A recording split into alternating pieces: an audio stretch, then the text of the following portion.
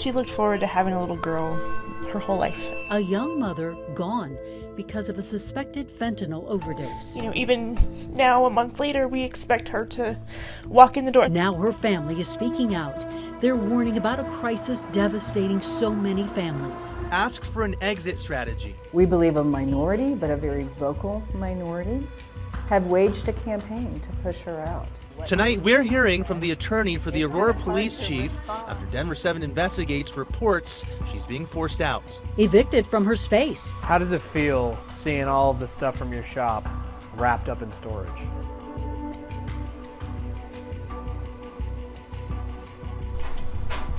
Hard. Very hard. A Denver coffee shop forced to close by its property manager. Tonight, the owner is sharing her side of the story with Contact Denver 7. For the first time, we're hearing from the family of a young mother killed in a suspected fentanyl poisoning in Commerce City. Carina Rodriguez was one of 5 people found dead inside an apartment last month, and today, Denver 7 CB Cotton sat down with Carina's mother and sisters, still grieving through this unthinkable tragedy. Now that, funeral's done, like a lot of the other stuff is done, it's almost harder. The funeral flowers have started to fade, and reality is sinking in for this family. Even now, a month later, we expect her to walk in the door. But sisters Felice and Malaya, alongside their mom Debbie, all know their beloved Carina Rodriguez will no longer be coming home. She was my baby, like I said, she was born on my birthday. It's been very difficult.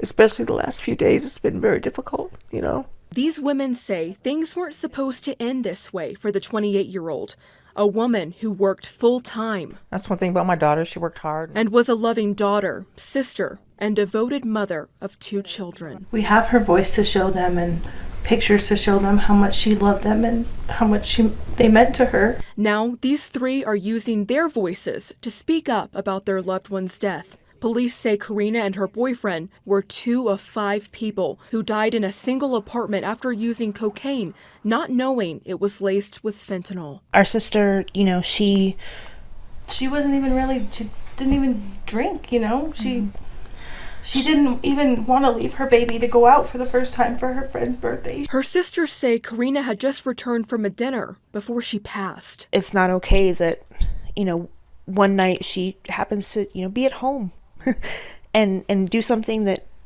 she didn't characteristically do, and 5 minutes and she's gone. And that's just not okay. Carina's death, a rash of fentanyl poisonings that have been happening in the state. This family now committed to raising awareness about fentanyl's dangers. Murder for profit, that's all I care about is that money, And I hope that someday, whatever they believe in, whatever belief system they have, that they have to face that. They have to face the lives that they knowingly, took away from families and from children. In recent days, this family has learned of others impacted by fentanyl poisoning. She lost her daughter too. Same age as my daughter. Same way. I'm going to her funeral tomorrow. It's horrible. It's horrible. Something has to be done. The funeral flowers are starting to fade, and the new reality for these women is sharing Carina's story. We miss her dearly. We love her. If it's going to save somebody, then I want that to happen. That was Denver 7 CB Cotton reporting. Now, Commerce City Police Chief Clint Nichols tells Denver 7 the investigation into the deaths of Carina Rodriguez and the 4 others still ongoing. Nichols said he also met with U.S. Attorney General Merrick Garland this week, who offered resources to help with the investigation. A bipartisan group of Colorado lawmakers are unveiling new legislation aimed at preventing tragedies like the one in Commerce City. The bill increases penalties for people caught selling fentanyl, holds dealers liable for any deaths from the drugs they sell, and increases possession of 4 grams of fentanyl from a misdemeanor to a felony.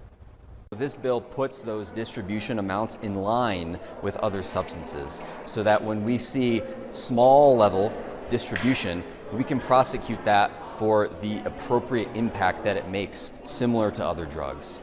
Not everyone is happy with the bill. Police worry it doesn't go far enough. What I can say is that I'm very disappointed, disappointed that possession hasn't been addressed. And when we're talking about fentanyl, we're talking about something completely different here. This is unlike any other drug that we have ever had to work through in our community. The bill is expected to be formally introduced later this week. The attorney for Aurora Police Chief Vanessa Wilson tells Denver 7 that the chief has no plans to retire or resign, but the city manager, Jim Twombly, has asked her for an exit strategy. Denver 7 investigates Jennifer Kowaleski was the first to report last night that according to high-ranking sources, city leaders are forcing Wilson out. So far, city leaders are not confirming or denying our report. But her attorney tells Jennifer Kowaleski that Wilson and Twombly recently met virtually where an exit strategy was brought up. It's fair to say the city manager is trying to force her out. Well, I think it's several people, but certainly when you ask somebody for an exit strategy, it does appear that there's a big problem. Now, we're told Chief Wilson is out of the country on vacation. Her attorney believes the discussion for an exit strategy right before she left was calculated. Ultimately, Aurora City Manager will have the final say on whether the chief stays or goes. And you can trust Denver 7 to stay on top of this story as we track developments at Aurora PD. All right, how about this sight today in Denver? I know many of you saw this. Black smoke billowing from inside Empower Field at Mile High. Denver Fire shared these photos of seats on fire in the third level seating area. Crews were able to put the fire out within minutes of getting inside the stadium, but not before burning a 1,000 square foot area. Tonight, investigators are trying to figure out just what happened. And new tonight, no vote yet from the Denver School Board, still discussing proposed changes for innovation schools. Those are schools that have greater autonomy and come up with their own instruction plans after getting input from their staff and families. The idea behind the changes is to provide more protections for teachers. However, some who work in the innovation schools are concerned their customized teaching methods they say are successful will be taken away. We are monitoring this meeting and we will bring you an update when a vote happens.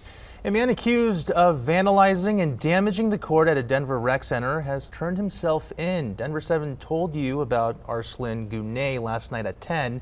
Gunay is facing charges of criminal mischief for using a Sharpie to draw out boundaries for a pickleball court. According to an affidavit, his actions cost thousands of dollars in damages.